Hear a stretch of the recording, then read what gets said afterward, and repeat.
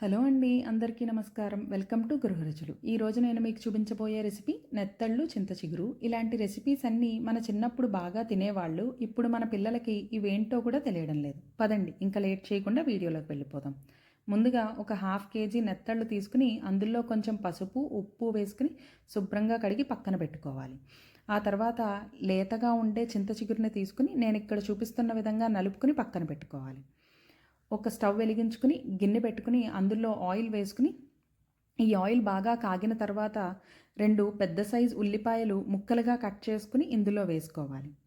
ఆ తర్వాత ఇందులోనే 3 పచ్చిమిర్చి కూడా వేసుకుని ఒకసారి గట్టితో కలుపుకోవాలి. కలుపుకున్న తర్వాత ప్లేట్ మూత పెట్టి ఇది సిమ్లో పెట్టేసుకోవాలి. మనం అందరం జనరల్గా నాన్ వెజ్ అంటే ఎక్కువగా ప్రిఫర్ చేసేది చికెన్ కానీ లేకపోతే మటన్ కానీ. ఒక్కసారి ఇది ఇలా ట్రై చేసి చూడండి, హెల్త్కి మంచిది, అంతేకాకుండా చాలా సులభంగా అయిపోతుంది. ఈ ఆనియన్స్ అన్నీ గోల్డెన్ బ్రౌన్ వచ్చిన తర్వాత ఒక స్పూన్ అల్లం వెల్లుల్లి పేస్ట్ వేసుకుని పచ్చివాసన పోయేంత వరకు కలుపుకోవాలి. ఆ తర్వాత ఇందాక శుభ్రం చేసి పక్కన పెట్టుకున్న నెత్తళ్ళు కూడా వేసుకోవాలి. ఈ నెత్తళ్ళు ముళ్ళేమి ఉండదండి, ఒక్కటే ముళ్ళు ఉంటుంది. తినడానికి కూడా చాలా వేలుగా ఉంటుంది. ఇందులోనే కొంచెం పసుపు, ఉప్పు, కారం, ధనియాల పొడి వేసుకుని ఒకసారి కలుపుకోవాలి. కలుపుకున్న తర్వాత ఇందులో ఒక గ్లాస్ వాటర్ పోసుకోవాలి.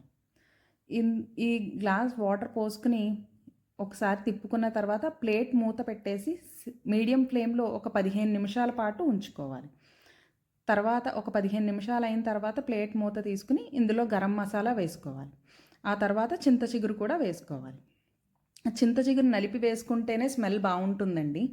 తర్వాత ఇందులో కొంచెం కొత్తిమీర వేసుకుని గార్నిష్ చేసుకోవడమే. తర్వాత ప్లేట్లోకి తీసేసుకోవడమే.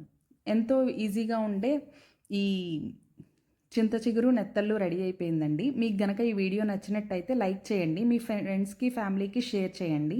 మీరు కొత్తగా ఈ వీడియోని చూస్తున్నట్టయితే సబ్స్క్రైబ్ చేసుకోండి, పక్కనే ఉన్న బెల్ ఐకాన్ కూడా క్లిక్ చేయండి.